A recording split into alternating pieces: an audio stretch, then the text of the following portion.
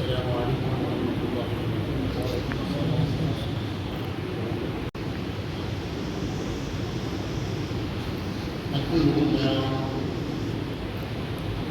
الحمد لله نحمده ونستعينه ونستغفره ونؤمن به ونتوكل عليه ونعوذ بالله من شرور أنفسنا ومن سيئات أعمالنا من يهده الله فلا مضل له ومن يضلل فلا هادي له ونشهد أن لا إله إلا الله وحده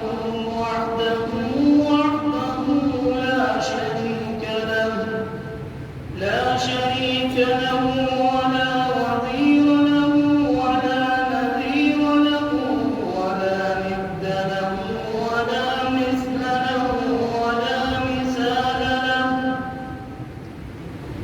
ونشهد أن سيدنا وسندنا وحبيبنا وحبيب ربنا وشفيعنا وشاهدنا وشهيدنا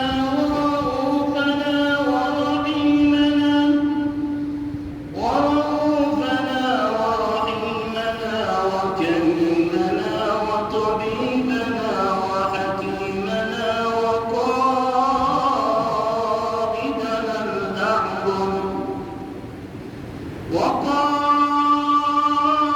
وقائدنا الأعظم ومرشدنا الأعظم ومولانا محمدا عبده ورسوله صاحب التاج والمراد والمعلم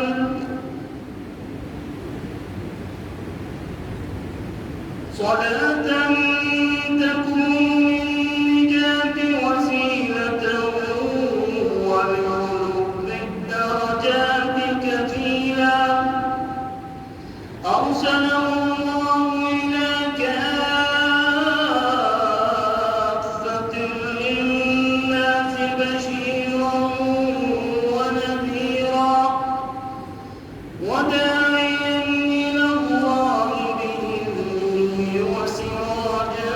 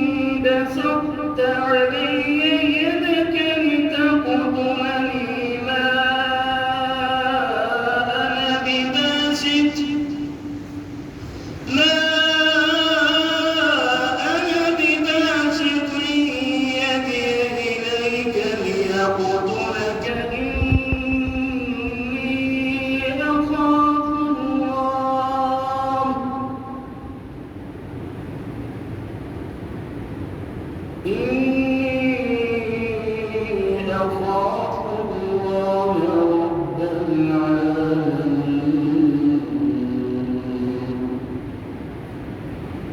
صدق الله العظيم وصدق رسوله النبي الكريم، ونحن على ذلك من الشاهدين والشاكرين، والحمد لله رب العالمين.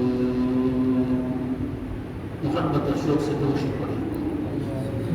اللهم صل على محمد وعلى آل محمد كما صليت على إبراهيم وعلى آل إبراهيم إنك حميد مجيد. اللهم بارك على محمد وعلى آل محمد كما باركت على إبراهيم وعلى آل إبراهيم إنك حميد مجيد. اللهم صل وسلم دائما أبدا على حبيبك خير الخلق كلهم. جزا الله عنا محمدا ما هو أهله صلى الله عليه وسلم تسليما كثيرا كثيرا. اللهم لك الحمد كما ينبغي لجلالك ولعظيم سلطانك ومجدك وشأنك وقوتك وجبروتك. نہایت ہی واجب الاحترام میرے امام محترم حضرت قاری خلیل السراج دامت برکاتہ العالیہ، اور میرے عزیز طلباء کرام، علماء کرام، بزرگان دین، عزیز بھائی اور دوستوں، اللہ تبارک و تعالیٰ سے دعا ہے کہ رب تعالیٰ کی ذات اقدس اس عاجز کو جو آیات کریمہ آپ کے سامنے تلاوت کی سہل انداز سے بیان کرنے کی اس کو مجھے بھی اور آپ کو بھی سنانے کے بعد نہایت شوق اور ذوق، تقویٰ کے اعلیٰ مقام اور بندگی کے اعلیٰ رنگ کے ساتھ عمل کرنے کی توفیق نصیب فرمائے. کہو آمین. ہمارے بزرگ، ہمارے اسلاف، ہمارے اساتذہ اپنے شاگردوں کو منبر پہ بٹھاتے ہیں اور خود فرش پہ بیٹھ کر حوصلہ افزائی مقصود ہوتی ہے اور اصلاح بھی مقصود ہوتی ہے. لیکن میں پیش کی اپنے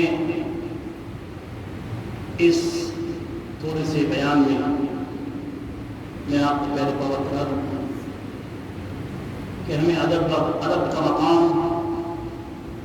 الامر فوق الادب کے تحت تو ہم بیٹھ گئے، لیکن ہم اپنے اساتذہ کرام کو جس وقت سبق سنایا کرتے تھے تو استاد ہمیں یہ کہا کرتے تھے کہ جیسے ہم نے پڑھایا ہے ویسے پڑھ کر سناؤ. تو پھر استاد کے سامنے ہم اس دہرائے ہوئے سبق کو ہم پڑھ کے سناتے تھے. اگر سبق بالکل صحیح سناتے تھے وہ داد دیتے تھے، اگر سبق صحیح نہیں سناتے تھے تو اصلاح کرواتے تھے. میرا سبق ہے جو میں آپ کے سامنے دہرا رہا ہوں، وہ یہ میرا پہلا کتاب ہے کہ جن سے ہم نے سیکھا، جن نے ہمیں سکھایا، کہ جن سے ہم نے تربیت حاصل کی، اس میں کوئی شک نہیں.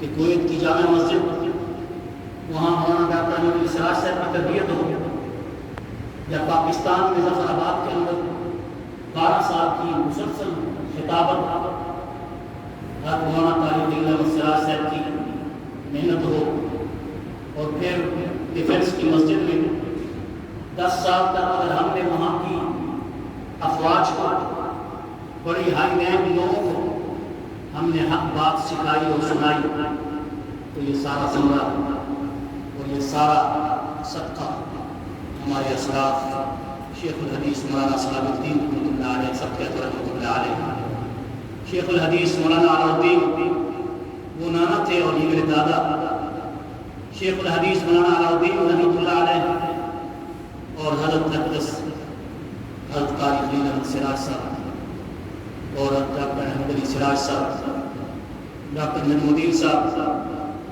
ڈاکٹر طارق صاحب اور اتنے ہمارے اور اساتذہ کرام، ان سب کی محنت ہے کہ ان کی برکت سے تھوڑا سا دین کا یہ کام چل رہا ہے۔ اللہ تعالیٰ سے دعا ہے کہ اللہ تعالیٰ مجھے بھی اخلاص کی برکت سے مالا مال فرمائے اور سننے والوں کو بھی اخلاص کے ساتھ مالا مال فرمائے۔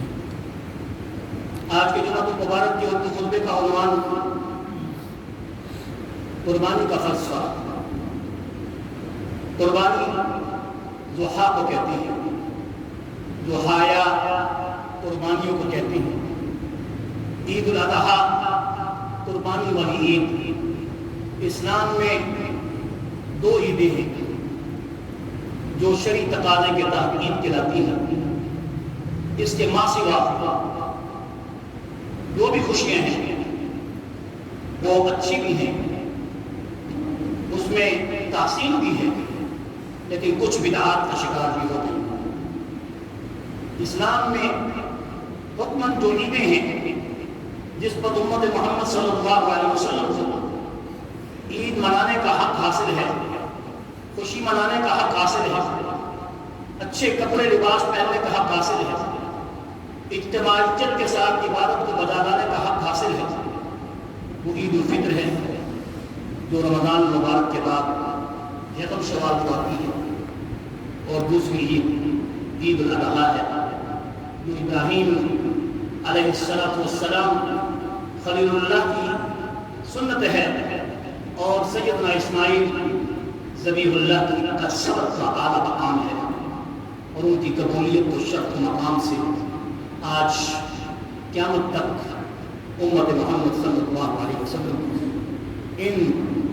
اس قربانی کی سنت کو بجا لاتے ہوئے قیامت کے سفر کو آگے بڑھ رہے ہیں۔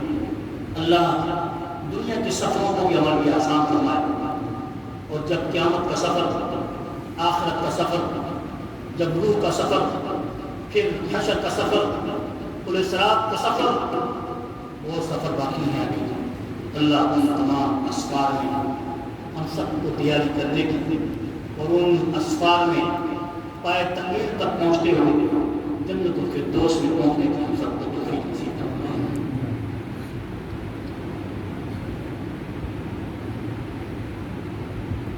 حضور نبی کریم صلی اللہ علیہ وسلم سے صحابہ کرام نے پوچھا، مہادی الاضحی، صحابہ کرام نے کہا یا رسول اللہ یہ اضحی کیا ہے؟ یہ عید الاضحیٰ، یہ قربانیاں کیا ہیں؟ آپ صلی اللہ علیہ وسلم نے فرمایا سنت ابیکم ابراہیم، یہ تمہارے جد امجد، میرے جد امجد ابراہیم، تمہارے ابراہیم خلیل اللہ کی یہ سنت ہے۔ اب سنت تو اللہ کے پاک پیغمبر نے کہا، سنت تو ابراہیم خلیل اللہ نے کہا، سنت تو اللہ رب العزت نے کہا، تو پھر سنت تو پھر سنت ہوتی ہے، واجب تو خاص تو نہیں ہو جاتا ہے۔ سنت تو سنت ہوتی ہے، واجب اور خاص تو نہیں ہو جاتی۔ لیکن ذرا غور کیجیے، اللہ کے پاک پیغمبر صلی اللہ علیہ وسلم کو اللہ تعالیٰ نے صاحب شریعت بنایا، اور صاحب شریعت کی جو بات حکمن ہوتی ہے، جو قرآن کی نص سے ثابت ہوتی ہے، وہ فرض کا درجہ رکھتی ہے، اور پھر اس کے بعد جس پہ آپ کا حکم بار بار ہوتا ہے، وہ واجب کے درجے میں آ جاتی ہے، اور جس پر آپ علیہ السلام کی سنت بغیر حکم کے اور بغیر اس پہ یعنی زور دیتے ہوئے، بغیر زور دیے کہ اگر خود اپنے اعمال سے اگر وہ سنت ہو تو اس کو سنت کہتے ہیں۔ تب یہ ہے کہ اللہ تعالیٰ نے حضرت محمد مصطفیٰ صلی اللہ علیہ وسلم کو جب جس وقت سیدنا آدم علیہ السلام جبل عرفات، جبل رحمت، جہاں پر آپ کی توبہ اللہ کے سامنے قبول ہوئی، آپ نے آدم علیہ السلام کے اس وقوف عرفہ کو، جو آپ کا طریقہ تھا، آپ کی سنت تھی، مگر امت محمد صلی اللہ علیہ وسلم پر اللہ رب العزت نے محبوب کریم صلی اللہ علیہ وسلم کو حکم کر کے کہا کہ پہلی سنت آدم علیہ السلام کی، جو جبل عرفات میں جبل رحمت پر وقوف عرفہ کی شکل میں جو سنت ہے، حاجی کا حج اس وقت تک قبول نہیں جب تک کہ وقوف عرفہ نہیں کرے گا، بلکہ فرض سے بھی اعلیٰ درجہ رکن کا درجہ قرار دیا کہ جب تک اس رکن کو پورا نہیں کرے گا اس وقت تک اس کا حج قبول نہیں ہو سکتا۔ معلوم ہوا سنت تو آدم کی تھی اور فرض امت کون ہے یار، سمجھ آتی نہیں آ رہی، فرض امت محمد صلی اللہ علیہ وسلم پہ ہو گئے۔ اما حاجرہ نے صفا سے مروہ کی طرف چکر کاٹا اور پھر اوپر چڑھی، پھر نیچے اتری، کارپٹ نہیں تھے، پہاڑیاں تھیں، سنگلاخ پتھر تھے۔ اما حاجرہ کبھی صفا پہ چڑھ کے پانی کی تلاش کے لیے، حضرت اسماعیل ذبیح اللہ کے لیے اوپر چڑھتی ہے، کسی ٹوئے میں پانی پڑا ہو لے کے آؤں، کیونکہ زمزم بھی، چونکہ پانی جو ساتھ لائی تھی وہ بھی ختم، کھجوریں جو لائی تھی وہ بھی ختم، یہاں تک کہ پینے کا دودھ بھی خشک، اور پھر یہاں تک کہ مروہ پہ چڑھتی ہیں، پھر صفا پہ چڑھتی ہیں، یہاں تک کہ چڑھتے چڑھتے جب صفا سے مروہ، مروہ سے صفا، ساتویں چکر پہ جب کھڑے ہو کر کے اپنے بیٹے کو بھی دیکھتی ہے کہ کوئی درندہ تو نہیں آگے قریب آ رہا، کہیں میرے بچے کو کوئی تکلیف تو نہیں دے رہا، تو ایڑیاں زمین پہ کس کی لگتی ہیں؟ اسماعیل کی، اور پر کس کا لگتا ہے؟ جبرائیل کا۔ قربان جاؤں جہاں پیغمبروں کے قدم پڑتے ہیں وہاں ملائکہ جبرائیل کے پر پڑتی ہیں۔ یہ درجہ ہے انبیاء کرام کا، بچپن سے نبی نبوت کے ساتھ شروع سے ان اللہ اصطفیٰ آدم و نوح آل ابراہیم و آل عمران و آل عمران علی العالمین، شروع سے اللہ نے پسند کیا ہے، شروع سے، یہاں تک کہ سیدنا ابراہیم خلیل اللہ کی یہ زوجہ محترمہ حضرت حاجرہ، اما حاجرہ اسماعیل ذبیح اللہ کی والدہ، جس وقت اس چشمے کو دیکھتی ہیں، ابراہیم زبان میں زمزم کہتی ہیں، جب توجہ فرمائیں، یہاں پر بڑی عظیم نقطہ دے رہا ہوں، اللہ نے کہا اس وقت تک کوئی یہاں میں عمرہ کرنے والا جب تک کہ صفا مروہ کے چکر نہیں کاٹے گا اور اسی طرح نہیں دوڑے گا جیسے حاجہ دوڑتی ہوئی اس اخسرین بینین کے درمیان، کیونکہ وہاں نشان تھی، وہاں حاجہ کے قدم تیز ہو جاتے تھے، اس لیے وہ تیز قدم جو اب خود اس نشان کی وجہ سے ہوئے تھے، کہا کہ حاجی مرد ہے تو اس کے لیے ان جگہوں سے گزرتے ہوئے اپنے قدم بھی تیز کرنے ہوں گے، تب حاجہ کی سنت ادا ہوگی۔ اور تھی سنت حاجرہ کی، لیکن حاجی اور عامر کے لیے کیا قرار دے دی گئی؟ واجب۔ کیا قرار دے دی گئی؟ تھی تو سنت تھی کہ کوئی فرض نہیں تھا اس وقت ان کے لیے، تھوڑی تھی، لیکن کل کیا دیا گیا؟ واجب۔ ایسے ہی سیدنا ابراہیم خلیل اللہ نے جس وقت خواب دیکھا، انی ارا فی المنام انی اذبحک فانظر ماذا تری، کیا کہا؟ خواب کا ذکر ہے، انی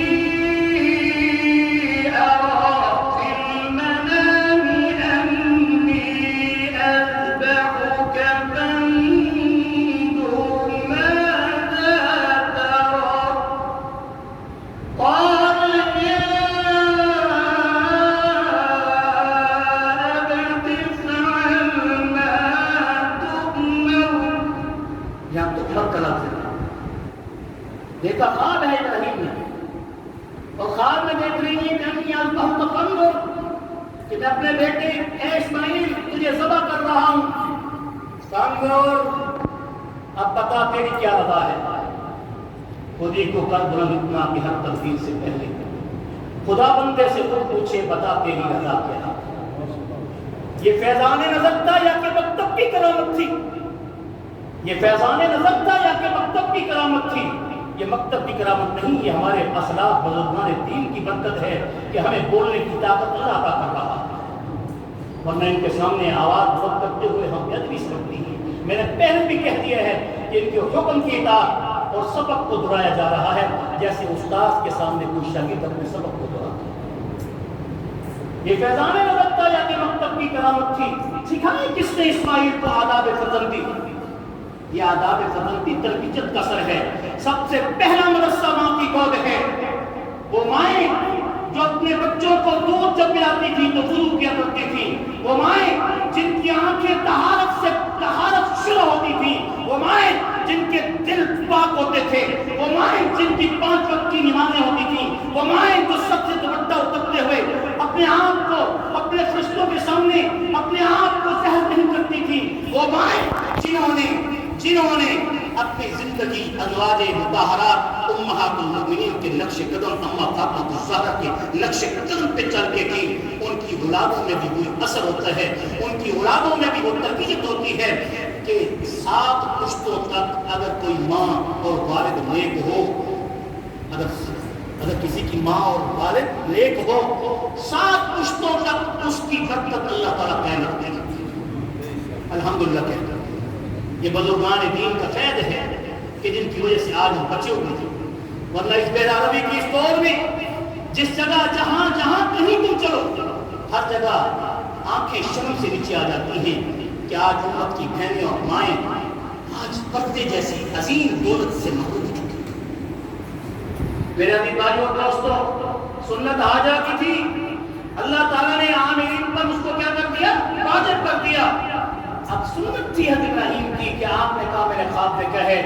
اسماعیل نے یہ نہیں کہا کہ ابا جان آپ نے خواب دیکھا ہے کوئی وحی تو نہیں آئی، لیکن اسماعیل کو تربیت میں یہ بات معلوم تھی، اس کو پتا تھا کہ ابراہیم پیغمبر حق ہیں اور پیغمبر حق کا خواب بھی وحی کا حصہ ہوتا ہے، اور یہاں تک کہ امت محمد صلی اللہ علیہ وسلم پر وحی مطلوب ہے۔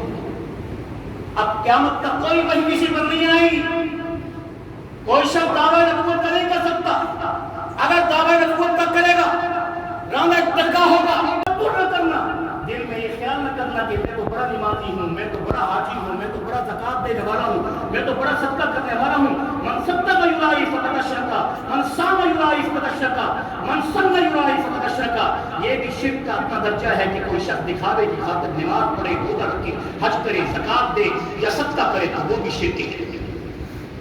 اللہ تعالیٰ سے توبہ کرنی چاہیے کہ جب نماز بھی پڑھے تو توبہ کریں، استغفار کریں کہ اللہ کہیں دل میں کوئی خیال تکبر تو نہیں آ گیا، ریا تو نہیں آ گیا۔ اللہ ہم سب کو معفو معمول فرمائے۔ تو حضرت ابراہیم خلیل اللہ کو اپنے بیٹے نے کیا جواب دیا؟ افعل ما تؤمر، جو حکم خواب میں ہوا ہے اس کو پورا کر۔ ابراہیم خلیل اللہ نے اسماعیل ذبیح اللہ کو لٹایا اور لٹا کر منہ اوندے کر کے لٹایا، اپنی آنکھوں میں پٹی باندھی، صحیح روایات ہیں، چھری کو اتنا تیز کیا کہ ایک ہی لخت ایک ہی بار میں ذبح کر دے۔ اور اس حال میں ابراہیم خلیل اللہ نے جب چھری اٹھائی اور حضرت اسماعیل کی گردن پر کی، بڑی تیزی سے چلائی، ادھر فرشتوں میں کوہرام مچ گیا۔ اللہ نے جبرائیل کو کہا جنتی مینڈے کو لاؤ، یہاں تک کہ جبرائیل دوڑے، مینڈے کو لائے، جلدی میں آئے، یہاں تک کہ ابراہیم خلیل اللہ کی چھری چل رہی ہے۔ آپ پکا مسلم ارادہ کر چکے ہیں، اپنے بیٹے کو اپنے ہاتھوں سے اپنی چھری سے ذبح کر چکے ہیں، مگر وہ چھری ایھا السکین لا اکتئی، تیری طاقت تو کاٹنے کی ہے جب تک طاقت بے رب نہ دے۔ خبردار، تیری طاقت ہونے کے باوجود اب یہ طاقت تیری چلے گی نہیں۔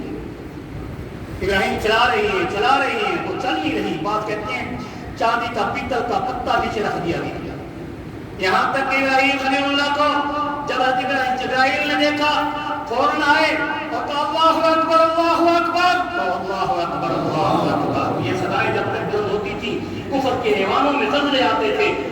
اللہ کا فضل ہے ان لوگوں پر بھی جو 48 نیتوں کے افواج کو اس نعرے سے آج شکست سے دو چار کر چکی.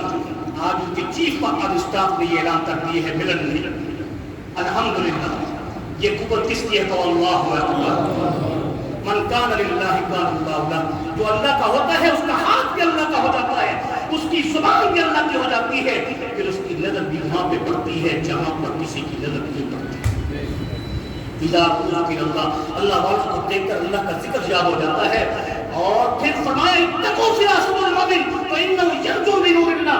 اللہ کے جو نیک بندے ہوتے ہیں ان کے سامنے بے ادبی نہ کرنا, کیونکہ ان کی نظر تمہاری ظاہری نظر کی طرح نہیں, ان کی نظر تمہارے قلب پہ پڑتے ہیں.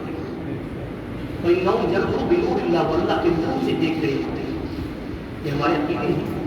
مگر صاحب اصل ذات کون ہے؟ طاقت و قوت کی مالک ذات کون ہے؟ دل سے کہو کون ہے؟ خالق و مالک ذات کون ہے؟ رازق و مالک ذات کون ہے؟ داتا اور دینے والی ذات کون ہے؟ میرے عزیز بھائیو اور دوستو, سنت ابراہیم کی تھی. ابراہیم خلیل اللہ جو ہی تیزی کر رہے تھے, ہر جبریل نے اللہ اکبر کی صدائیں لے کر حضرت اسماعیل کو نکال دیا. یہاں تک کہ حضرت اسماعیل کھڑے ہو گئے اور اس کے بعد انہوں نے میڈے کو نیچے لٹا دیا. اسماعیل جب کھڑے ہو گئے تو کہنے لگے لا الہ الا اللہ لا الہ اللہ اکبر. حضرت اسماعیل نے جب یہ کہا تو ابراہیم کو سمجھ آ گئی کہ اللہ کی پاک پیغمبر حضرت اسماعیل حضرت ابراہیم کو کہ واقعہ تو کچھ اور ہو گیا ہے. ذبح تو بیٹے کو کرنا تھا, یہ میدا ذبح ہو گیا ہے. اور آنکھوں سے پٹی ہٹائی تو دیکھا تو اسماعیل کھڑے ہیں, جبریل بھی کھڑے ہیں. کہا اللہ اکبر وللہ الحمد. یہ تکبیر آج امت محمد صلی اللہ علیہ وسلم کے لیے واجب کر دی گئی. ٹھیک یا سنت. قربانی کیا تھی؟ سنت. لیکن کر کیا دی گئی؟ واجب.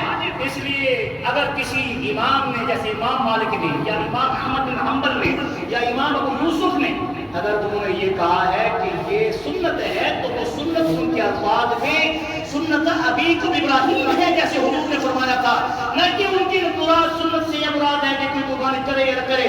اگر ایسی بات ہوتی تو حضور 100 جانور اس دنیا سے جاتے ہوئے قربان نہ کرتے. اس لیے وہ لوگ کہ جو سنت کا درجہ دے کر قربانی کو معمولی سمجھتے ہیں, انہیں چاہیے کہ اگر آج بھی آخری دن ہے, آج آخری دن ہے, تیسرا دن ہے, مغرب سے پہلے تک اگر وہ صاحب نصاب ہیں یا استطاعت رکھتے ہیں اور ان کے پاس مال خرچ گھر کا 1 مہینے کا اپنا راشن موجود ہے اور اس کے علاوہ فاضل پیسے ہیں, تو اس کے لیے سونے کا نصاب صرف شرط ہے, سال شرط نہیں ہے. سال شرط نہیں ہے. اگر 1 گھنٹے میں بھی اتنا پیسہ آ جائے تو اس کو اللہ کے نام پر قربانی کرنی. سمجھ آ گئی میرے عزیز بھائیو اور دوستو.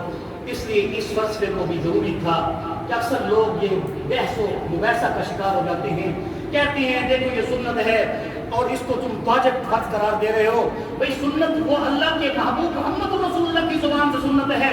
وہ سنت جو ہے حضرت ابراہیم کی زبان سے سنت ہے. جیسے صفا مروہ کے چکر حاجہ کی سنت تھی, جیسے ابا آدم کے آدم کی سنت تھی, مزدلفہ میں اماں حوا کا ٹھہرنا اور ملنا اور معانقہ کرنا وہاں سنت تھی. لیکن یہ سنت ان کی تھی, فرض کس پر ہے؟ امت محمد صلی اللہ علیہ وسلم. اس لیے قربانی کی اہمیت کو کم نہ کرو. قربانی کے جانور سے یہ نہ سمجھو کہ ہم پیسہ دے کر رہے ہیں. ہر ایک شے کی اپنی اپنی عبادت کی روح ہے. اگر کوئی عبادت اس موقع پر بجا نہ لی جائے تو وہ عبادت نہیں کراتی. اس لیے سب کا خلاف بے شک افضل ہے, مگر قربانی کے ایام میں قربانی کا جانور کرنا سب سے زیادہ افضل ہے. آیات کریمہ جو پڑھی تھی شروع میں اس کا ترجمہ تھوڑا سا تشریح مختصر, باقی تفصیل سے نہیں, تشریح مختصر آپ کے سامنے گزار کر کے بات کروں گا. یہ تھا قربانی کا فلسفہ. قربانی کے فلسفے میں سب سے پہلی قربانی کس نے دی؟ روئے زمین پر سب سے پہلی قربانی حابیل نے دی. قابیل حابیل کا بڑا بھائی تھا. روایات میں یہ آتا ہے کہ جیسے اللہ تعالیٰ نے اس دنیا میں آدم علیہ السلام کو اتارا, اما حوا کو اور ابا آدم کو, تو توارد و تناسل کا سلسلہ تیزی سے چلا. صبح بھی بچہ پیدا ہوتا تھا, شام بھی بچہ پیدا ہوتا تھا, مگر بچے دونوں پیدا ہوتے تھے, ٹوئنز, اور پیدا بھی میل اور فیمیل. ایک حمل سے 2 بچے پیدا ہوتے تھے, دوسرے حمل سے پھر 2 بچے پیدا ہوتے تھے. پہلا حمل اس میں بھی ایک بیٹا اور بیٹی، دوسرے حمل میں بھی بیٹا اور بیٹی، اور پھر اس کے بعد عمریں بڑی طاقت سے آگے پروان چڑھتی تھی۔ جب 120 بیٹے ہو گئے اور 120 بیٹیاں حضرت آدم علیہ السلام کی ہو گئی، اور اس حال میں جو روایت یہ سننے میں آتی ہے وہ بھی ہے، اور جو روایت میں پیش کر رہا ہوں وہ بھی راجی ہے، اس کا بھی انکار کوئی نہیں کرتا، علماء موجود ہیں۔ استاد محترم بھی ہمارے معاملے محترم حضرت مولانا طارق اللہ مسراج صاحب، جن سے ہم نے سیکھا اور سنا ہے، وہی بتا رہے ہیں۔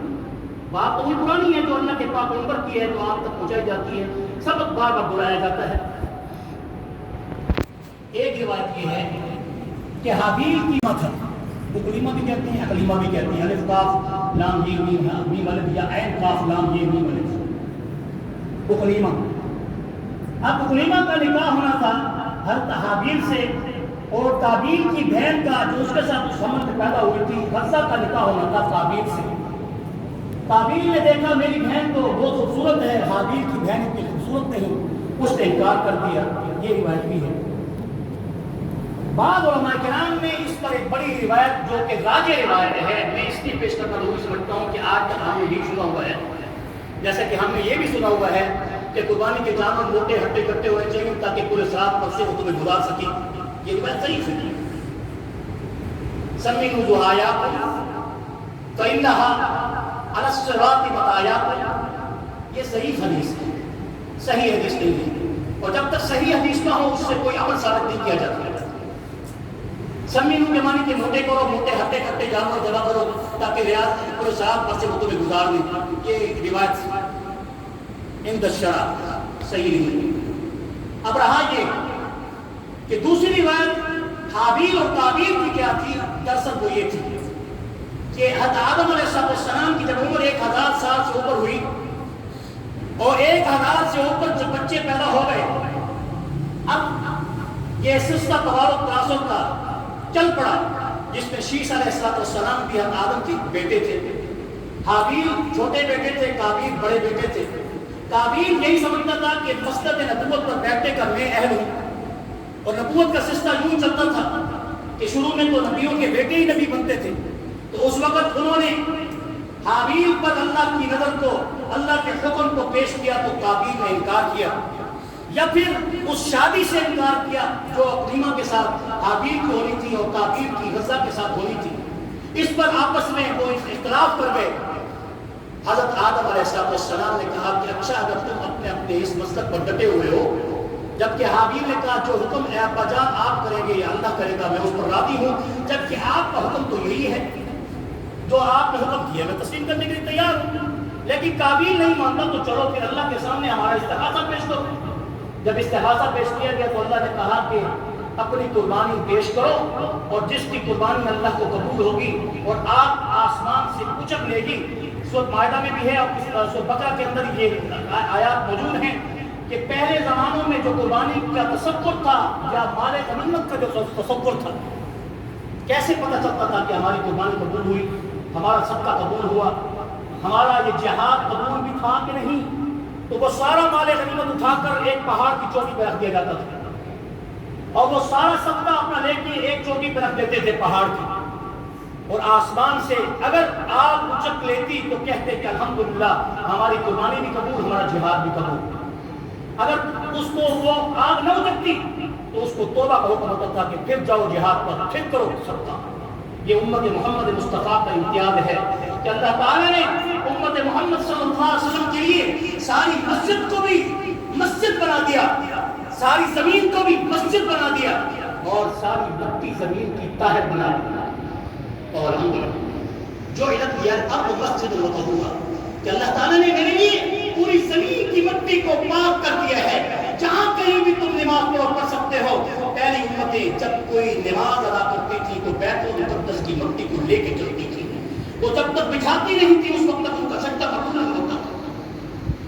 یہ امت محمد کا امتیاز اور شرط ہے۔ پچھلی امتیں پانی سے پاک ہوتی تھی، اگر کہیں پانی نہ ملے تو حضور نے فرمایا اس مٹی سے جس سے تمہاری اللہ نے یعنی نمو کی ہے، پیدائش کی ہے، اس مٹی سے تم جو ضربیں ہاتھ کی ہیں منہ پہ مار لو، بازوں پہ مار لو، اور کوئی جگہ تمہاری ہاتھ کے مس کرنے سے خالی نہ رہے، مٹی لگے نہ لگے صرف ادا کر لو، اس مٹی کے تھوڑے سے ذرے سے ہم تمہیں پاک کر دیں گے۔ اسی طرح اللہ تعالیٰ نے فرمایا کہ پچھلی امتوں کی قربانیاں اس وقت تک قبول نہیں ہوتی تھی جب تک کہ اس کو آگ نہیں چکھ لیتی تھی۔ اے امت محمد، تم اپنے جانور ذبح کرنے کے لیے جب کھڑے ہوا کرو تو جب تم بسم اللہ اللہ پر کہہ کے اس جانور کو ذبح کرتے ہو تو صرف قبول نہیں، اس قربانی کا ایک قطرہ بھی زمین پہ نہیں گرتا کہ ہم تمہارے سارے گناہوں کو معاف کر دیتے ہیں۔ اور الحمدللہ یہ کتنی پکی قبولیت ہے، کتنی پکی قبولیت ہے۔ تو بہرحال مختصر ابراہیم حضرت آدم علیہ السلام نے جب ان کو قربانی کا لیے کہا تو قابیل کو گزارات کرتا تھا، ہلکا سا غلہ لے کے اس نے آ کے رکھ دیا۔ حضرت حابیل مویشی پالتا تھا، اور مویشی پالنے والوں کے لیے بھی خوشخبری ہے کہ جو بکریاں پالتے ہیں وہ منتصر المزاج ہوتے ہیں، جو اونٹ پالتے ہیں وہ کینا پرور ہوتے ہیں۔ اس سے سور اور کتے پالنے والوں ان کو بتا دو جو شوقیہ کتا لے کے پھرتے ہیں وہ کتے جیسی صفات اختیار کر لیتے ہیں، کتا پھر بھی وفادار ہے، مگر بندہ جب اللہ کے حکم کا نافرمان ہوتا ہے وہ فرما بردار بھی نہیں رہتا، اور کتا صرف حوث کا شکار بھی ہو جاتا ہے۔ جیسے سور کو چلانے والے بے غیرت ہو جاتے ہیں، سود کھانے والے بے غیرت ہو جاتے ہیں، ان کو ماں بہن بیٹی کی کوئی تمیز نہیں رہتی۔ لیکن ایک بات اور بتا دوں مراد ہوں، بڑی مختصر سی بات ہے۔ سنت یہ تھی کہ اماں ہاجرہ فوت ہو گئی، سنت یہ تھی اماں ابراہیم اماں ہاجرہ اور اماں حوا سنت تھی، مگر کیا ہو گئی؟ واجب اور فرض ہو گئی۔ سنت اماں ہاجرہ کی تھی، فرض ہو گئی، اور سنت ابراہیم کی تھی تو واجب ہو گئی۔ اگر میرے محبوب محمد مصطفیٰ نے سنت داری کو قرار دیا تو کیا وہ سنت بھی رہے گی؟ ذرا بتائیے۔ یہ میں آپ سے پوچھتا ہوں، میں فتویٰ آپ سے لیتا ہوں، میں مفتی نہیں ہوں، اس جگہ میں مفتی نہیں ہوں، اگر مفتی ہوں بھی صحیح تو میں نہیں ہوں۔ آپ بھی فتویٰ دیں کہ جب سنت حاجہ کی تھی وہ واجب ہو گئی، سنت آدم کی تھی وہ رکن ہو گیا، سنت ابراہیم کی تھی وہ قربانی واجب ہو گئی۔ اگر میرے محبوب محمد مصطفیٰ نے داڑھی چہرے پہ سجائی تو اگر صرف سنت کہا تو تم نے کہا سنت ہے چھوڑو بھائی، تو فرض تو نہیں ہے، واجب تو نہیں ہے۔ میں کہتا ہوں حضور کی سنت ہے تمہارے اوپر واجب، یہ واجب کا ترک کر رہی ہے لوگ جو داڑھی ملتی ہیں۔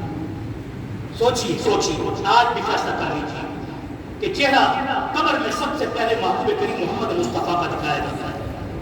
اگر حضور کے چہرے جیسا چہرہ ہوگا تو حضور دیکھتے ہوئے خوش ہوں گے، اگر حضور کے چہرے جیسا چہرہ نہیں ہوگا تو حضور منہ پھیر لیں گے۔ اس لیے یہ کہا جائے ان لوگوں کو بھی کہ عمرہ کرنے کے لیے حضور کے روضے پہ جاتے ہیں، حضور دنیا میں داڑھی مون سے منہ موڑ لیتے تھے، اگر چاہتے ہو کہ حضور منہ مت موڑیں تو داڑھی رکھ کے حضور کے روضے پہ جایا کریں۔ حابیل کی قربانی قبول ہو گئی، قرآن نے یہ ارشاد کر دیا وَاتْلُ عَلَيْهِمْ نَبَأَ ابْنَيْ آدَمَ بِالْحَقِّ إِذْ قَرَّبَا قُرْبَانًا فَتُقُبِّلَ مِنْ أَحَدِهِمَا وَلَمْ يُتَقَبَّلْ مِنَ الْآخَرِ قَالَ لَأَقْتُلَنَّكَ قَالَ إِنَّمَا يَتَقَبَّلُ اللَّهُ عَلَى الْمُتَّقِينَ۔ ہر عبادت کا فلسفہ کیا ہے؟ تقویٰ۔ ہر عبادت کا فلسفہ کیا ہے؟ نماز کا فلسفہ، نماز کی روح کیا ہے؟ کہو بھائی تقویٰ۔ ایسے ٹکرے مارنے سے نماز قبول نہیں ہوگی جب تک کہ دل کے اندر خشیت نہیں ہوگی اور خضوع نہیں ہوگا۔ اس لیے کہا کہ تقویٰ تقویٰ ہا ہنا تقویٰ واشار الی صدری۔ حضور نے صحابہ سے کہا پوچھتے ہو پوچھو مجھ سے کہ تقویٰ کیا ہے، مت تقویٰ کیا ہے، ہا ہنا تقویٰ کہاں ہے تقویٰ؟ کہا واشار الی صدری، اپنے دل کو پاک کر لو، غیبت سے پاک کر لو، نفرتوں سے پاک کر لو، حسد سے پاک کر لو، کینے سے پاک کر لو، تعصب سے پاک کر لو، منافقت سے پاک کر لو، ہر قسم کی حقارت سے پاک کر لو۔ اگر سمجھو تو اپنے آپ کو حقیق سمجھو، کسی اور کو حقیق مت سمجھو، پھر کامیاب ہوگا۔ تقویٰ کا مقام دل ہے، اور حضور نے فرمایا روز قیامت میرے نزدیک سب سے زیادہ قریب وہی ہوگا جو متقی اور پرہیزگار ہوگا۔ بلال بیت اللہ کی چھت پہ چڑھ جا اور کہو اللہ اکبر اللہ اکبر اللہ اکبر، کہا یا ایھا الناس انا خلقناکم من ذکر و انثی وجعلناکم شعوبا وقبائل لتعارفوا ان اکرمکم عند اللہ اتقاکم۔ نماز کی روح تقویٰ، زکوٰۃ کی روح تقویٰ، حج کی روح تقویٰ، صدقہ خیرات کی روح تقویٰ، اور قربانی کی روح بھی تقویٰ۔ اللہ تعالیٰ ہم سب کو صحیح تقویٰ عطا فرمائے، اللہ تعالیٰ ہم سب کو صحیح متقی و پرہیزگار بنائے، ہمارے چھوٹے عمل کو اللہ تعالیٰ اپنی بارگاہ میں قبول فرمائے۔ تو اللہ رب العزت کے ہاں جب حضرت حابیل کی قربانی قبول ہو گئی، قال انما يتقبل الله من المتقين، بے شک اللہ تعالیٰ متقیوں کی قربانیوں کو قبول کرتا ہے۔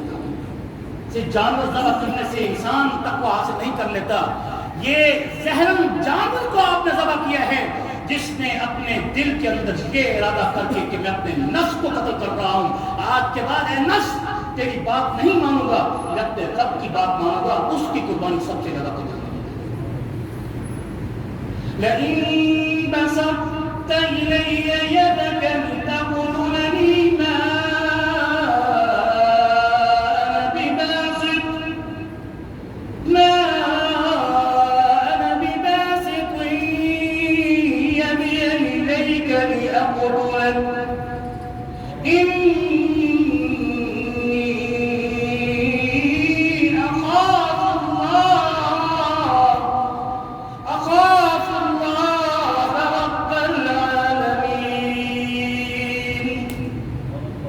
حابیل نے کہا اللہ نے قربانی قبول کر لی، اب تو مان لیں۔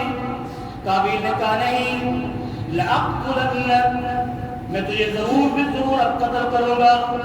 قتل کرنے کے لیے بہانہ ڈھونڈ رہا ہے۔ حضرت آدم علیہ السلام حج پہ چلے گئے، حابیل ایک جگہ سوئے ہوئے تھے، کیا اس کو سمجھ نہیں آ رہی کہ انسانی قتل پیدا کیسے کیا جائے؟ جسم طاقتور ہوتے تھے، قوت والے ہوتے تھے، نیند کے اندر بھی انسان بیدار ہوا کرتا تھا، تو اس لیے وہ طاقت و قوت جب جس کی ہوتی ہے تو نیند میں بھی بیدار ہوتا ہے اور آس پاس کی آوازیں اس کو محسوس کرائی جاتی ہیں، یہ طاقتور آدمی کی نشانی ہے۔ تو اس نے سوچا کہ پہلا قتل کیسے کروں، کس چیز سے کروں، کیسے کروں؟ جب تک یہ مرے گا نہیں میں اپنی بہن سے نکاح نہیں کر سکتا جو میرے ساتھ پیدا ہوئی ہے۔ اس کے بعد اس نے سوچا شیطان ابلیس نے سب سے پہلے قتل کی تدبیر اس کو سکھائی، ابن کثیر نے لکھا ہے، اور اسی طرح اور بھی بدایہ والنہایہ میں بھی ہے کہ اس نے ایک شکل اختیار کی اور دو بندے انسانی شکل میں اس کے سامنے دکھائے، اور ایک شخص نے ایک شخص کو سوئے ہوئے دکھایا، اور اس کے بعد پتھر اٹھایا اس کے سر پہ دے مارا، پھر اس کے بعد وہ غائب ہو گیا۔ اوہ اتنا آسان کام ہے؟ قابیل نے کہا، اس نے دیکھا حابیل سویا ہوا ہے، اس نے دیکھا فوراً بڑا پتھر اٹھایا اس کے سر پہ مار دیا، اور اس کے بعد جب وہ فوت ہو گیا، شہید ہو گیا، اب سوچ رہا ہے کہ میں کیسے اس کو دفناؤں۔ پہلا دفن تھا جیسے پہلا قتل تھا، اب پہلا دفن کیسے دفناؤں؟ اللہ تعالیٰ جب عقل پہ پردے کر دیتا ہے تو پھر جانوں سے بھی بدتر اور اسود ہو جاتا ہے۔ یہی وجہ ہے کہ اس کے بعد وہ پھر رہا ہے لاش کو اٹھا کر مارے یہاں تک کہ اس سے بو آنے لگے۔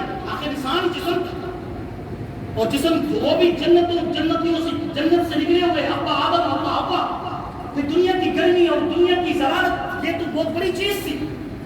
اب یہاں تک کہ اب وہ سوچ رہا ہے کیا کروں، کیسے کروں؟ اللہ تعالیٰ نے پھر اس کو تدبیر دی کہ کم سے کم حابیل کی میت کو تو کم سے کم دفنایا جائے۔ اللہ اپنوں کی پھر میت کی حفاظت بھی کرتے ہیں، تو اللہ تعالیٰ نے دو کبوں کو بھیجا۔ وہ قرآن کی آیات میں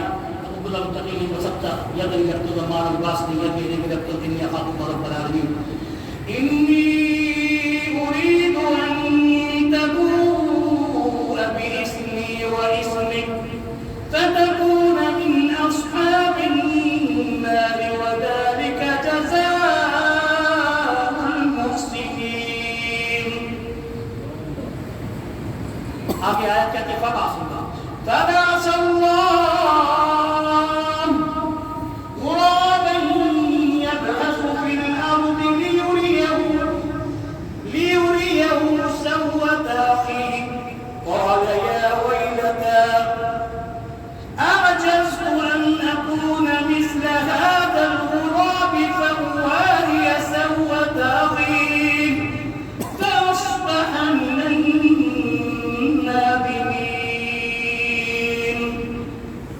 कव्वे को अल्लाह ने भेजा, 2 कव्वे आपस में लड़ते हुए आए, यहाँ तक कि एक कौवा उस पर गालिब आ गया, एक कौवा मर गया। तो उस कव्वे ने जिसको दूसरे कव्वे को यानी वो मार मार के खत्म किया, तो उसने उसके बाद जमीन के अंदर गड़ा खोदा, गड़ा खोद कर उस मरे हुए कव्वे को दफनाया। तो जब इसने ये सारा वाकया देखा तो कहने लगा बड़ा ही असफल हूँ और बड़ा ही नादिम हूँ और बड़ा ही कव्वे से भी बदतर हूँ और हमेशा के लिए नादिम हूँ। मेरे अभी भाइयों और दोस्तों, जो शख्स गुनाह करता है और गुनाह के बाद नादिम भी नहीं होता, वो काबिल से भी बड़ा। काबिल ने गुनाह तो किया मगर नादिम हुआ, और जब तक रहा वो नादिम रहा और उसको फिर पैगंबर इज्जत भी न मिली, मसले इज्जत पर भी न बैठा, मगर किसास उस वक्त नहीं था, इसलिए उसकी नस्ल आगे चली। तो उसकी नस्ल का असर ये हुआ कि नूह अलैहिस्सलाम पर से 80 बंदों ने इस्लाम कबूल किया। जो गर्क होने वाली कौम थी, जो नूह के इलाके में नूह अलैहिस्सलाम के जो शहर में रहती थी, वो काबिल के नस्ल से आ रही थी।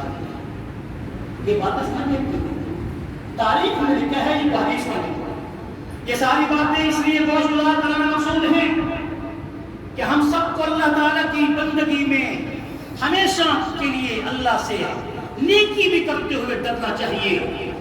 आज किस कदर अल्लाह की तरफ से आज़माइशें आ रही हैं, इससे बड़ी कोई आज़माइश हो सकती है कि बैतुल्लाह के दरवाजे बंद हो जाएं?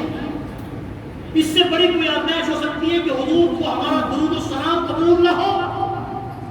क्योंकि हुजूर का इरशाद है, ये उलमा बैठे हैं, पूछ सकते हैं कि वहां का शुक्र भी बगैर मेरे महबूब की मर्जी के बगैर खड़ा नहीं हो सकता। आज हमारे दरवाजे बंद हो गए। 2 साल से कोई हज के काफिले नहीं जा रहे, उम्रे के काफिले नहीं जा रहे। एक वक्त तक अभी रमजान मुबारक का महीना आता था, लोग पैसे इकट्ठे करना शुरू कर देते थे और कुरानदाजियां हो रही होती थी कि हज पे कौन जाएगा। आज तो ये तसव्वुर भी मिटता जा रहा है। कहीं ऐसा ना हो कि अभी तो हज के दरवाजे और बैतुल्लाह के दरवाजे बंद हुए हैं और हुजूर का रोज़ा अक़सा समझ में बंद हुआ है। कहीं ऐसा ना हो कि हुजूर का ये इरशाद है कि तौबा का दरवाजा जब बंद होगा तो हजर अस्वद भी उठा लिया जाए, ये बैतुल्लाह भी उठा लिया जाए, इसको भी मुनज़्ज़म कर दिया जाए। लेकिन अभी वो वक्त है दूर, अभी उम्मत मोहम्मद में ऐसी बेकैफी नहीं है, ऐसी गफलत नहीं है। अल्लाह का शुक्र है कि उम्मत मोहम्मद सल्लल्लाहु अलैहि वसल्लम आज भी मस्जिदों को आबाद करती हैं, आज भी खानकाहों को आबाद करती हैं, आज भी मदारिस आबाद हैं। और अल्लाह का शुक्र है कि आज उम्मत मोहम्मद मुस्तफ़ा सल्लल्लाहु अलैहि वसल्लम पर आने वाले दिनों में बड़ी बड़ी खुशखबरियां भी आने वाली हैं और उन खुशखबरियों का सबसे बड़ा असर इंशाअल्लाह बिक़द्रिही ताला जो इस्लाम पे रहेगा वो तो चैन से रहेगा, जो बेदीन बन के रहेगा ज़्यादा करता तो इंशाअल्लाह। अल्लाह बेदीनों को भी हिदायत नसीब करे, अल्लाह बेनमाजियों को भी नमाजी बना दे, अल्लाह रोज़े न रखने वालों को रोज़ा रखने की तौफीक नसीब फरमा दे, अल्लाह हमारी बहनों को इज्जत रिस्पत और इज्जत की चादर और दुपट्टा नसीब फरमा दे। घर घर में बेहयाई है। हुजूर अकरम सल्लल्लाहु अलैहि वसल्लम का फरमान मुबारक है, इज़ा लम तस्तही फस्तानि मा शि'ता। तुम्हारी नमाज़ें भी होंगी, तुम्हारे रोज़े भी होंगे, तुम्हारी ज़कातें, हज और उम्रे भी होंगे, कुर्बानियां भी होंगी, मगर जब तुम्हारे अंदर हया उठ जाएगा तो फिर रोज़े क़यामत आना बरी मिनकुम या उम्मा, ऐ मेरी उम्मत में तुमसे फिर रोज़े क़यामत बरी हों कि तुम मेरे पास अपने गुनाहों की झोलियां भर के आओ और कहो कि हमारी शफाअत करो। मैं उस उम्मती की कैसे शफाअत करूंगा, कैसी शफाअत करूंगा जो बेहया होकर जिंदगी गुजारता है। फस्तानि मा शि'ता। हुजूर ने फरमाया अगर उम्मत बेहया हो जाए तो उस उम्मती को मेरा पैगाम पहुंचा दो, बेहया होने वाला उम्मती मुझसे दूर हो जाए। ये कितना सख्त पैगाम है। तन्हाई में बैठकर गुनाह करने वालों, लोगों के सामने पासा करने वालों, मैं पहले अपने आप को उठाते हूँ आपसे कि अगर तुम अलहदा हो, अकेले हो तो इस वक्त तुम बेहया चीज देखकर न डरो और लोगों के सामने तुम पासा बनते फिरो। अब तो लोगों के सामने भी बेहयाई के इतने इजहार हो रहे हैं कि पहले अगर कोई गुनाह करता था तो छुप के करता था, आज जिना को फैशन करार दे दिया गया। पता नहीं क्या क्या वाकयात होने वाले हैं। میں تو لاہور کی بات کر رہا ہوں، پتہ نہیں یہاں کی حالت کیا ہے، وہاں تو پردے نام کی چیز ہی نہیں، یہ ان کو ڈھیل ہے اور خطرہ بہت شدید ہے کہ جو قوم بے حیا ہو جاتی ہے اس قوم کو اللہ کے عذابوں کا شکار کرتے ہیں، وائرس کا شکار کرتے ہیں، بیماریوں کا شکار کرتے ہیں، ایکسیڈنٹل موتوں کا شکار کرتے ہیں، انہیں پتہ نہیں ہوتا اچانک موت آ جاتی ہے۔ اگر اپنے آپ کو آسانی اور اطمینان والی موت کے ساتھ خاتمے کی اگر دعا کرتے ہو تو پھر بے حیائی کی اس عظیم طوفان کے سامنے سینہ سبق کر ان بے حیا اداروں کو روکو جو ہماری بہنوں کو، ماؤں کو، بیٹیوں کو بے حیا کر رہی ہیں، ان کے اداروں پر پابندی لگاؤ، ان کی مشہوریوں اور ایڈورٹائزمنٹ پر پابندیاں لگاؤ، ان کے برنا اشتہاروں کو کھینچ کے پھینکو اور ان کو بتا دو کہ ہم بے حیا قوم نہیں ہیں، ہم نبی ہاشمی کی با حیا قوم ہیں۔ اللہ تعالی ہم سب کو اس پر عمل کرنے کی توفیق نصیب فرمائے۔